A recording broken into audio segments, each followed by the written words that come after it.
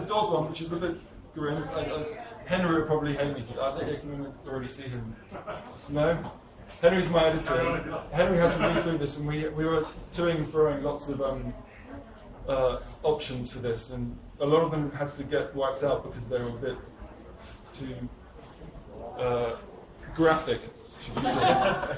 So here we go. This is the start of a chapter, by the way, so it just sets the scene for the reader. There's nothing like a feral dog with a willy like a skinned salami to create a scene.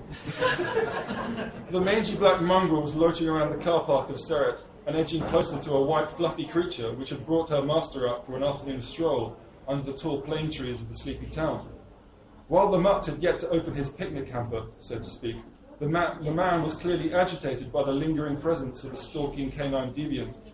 On numerous occasions he interrupted his conversation with an old lady to shoo away the stray, sometimes swinging a leg as tempers began to fray. Then came the lunge, which wouldn't have looked too out of place on a dance floor in Newcastle. The two dogs locked together amid yelps from the bitch and howls from the beast.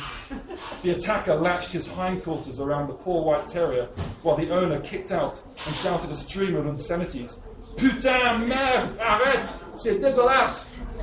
A jet of spray was launched into the air as the two animals were forcibly separated. The offender bent double as if his pelvis was dislocated. With the irate owner running toward after his fleeing pet, the black dog lingered, hobbling around in circles in a cowering wreck as if in a trance. Then something I wish I could erase from my memory bank. Passing by, I noticed the quivering dog's inflamed member. Alas, uncannily reminiscent of the merguez sausages, we scoffed back over the Spanish border in a place where dogs were still man's best friend. Trust the French to put on a good welcome. And if that wasn't all, within seconds of joining the busy main road at the bottom of the winding descent from Spain, I'd been forced onto the verge by a driver properly blinded by the lime fluorescence of my gyrating glutes. Clipping the ledge to the hard shoulder with my tyre, I lost balance and was sent sprawling to my side. Luckily, no vehicle was trailing. Otherwise, I would have added to the trip's fine array of unexpected roadkill. Cracking caterpillars had joined crushed snails since entering France. With a small graze on my leg, the only perceptible injury, I went on my way, cursing the aptitude of Gallic driving. Reaching around the back of my Cinzano jersey,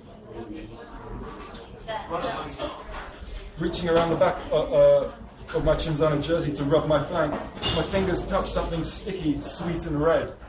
Thankfully, not blood, nor excess vermouth from my unofficial sponsor, but rather the contents of an energy gel that had exploded in my pocket on impact.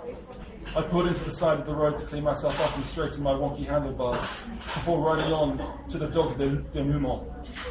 As far as crashes go, this was pretty tame. Right up there with my uphill tumble in the Megève Sportive, where, unable to unclip them from my pedals in time, I rolled onto my side to avoid a collision with a strong-smelling Teuton of some rotundity, who had slowed considerably after a sudden gearing issue.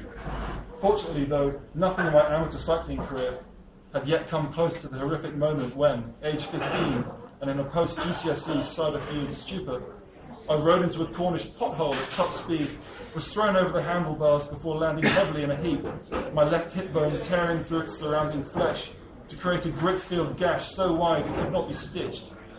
For years afterwards, I told my friends the scar was the result of a shark-related incident. Despite the shoddy welcome, Serret proved a delight. Wandering its narrow streets and taking in the colourful painted, rickety buildings, I could easily see why Picasso, Braque, and most of the Cubist gang decided to follow Catalan sculptor Manolo and call this place home. That's not to say the locals had wonky faces, square breasts, and noses where their eyes should have been. Come on, we weren't in Tasmania. Bad jokes for the Australian contingent who were on the trip. Just simply that it was a very pleasant place, which had such a hold on me that I questioned my sanity choosing to live in a city as hectic, noisy, and cycling unfriendly as London. But then I remembered the salami dogcock and thought W9 wasn't so bad after all.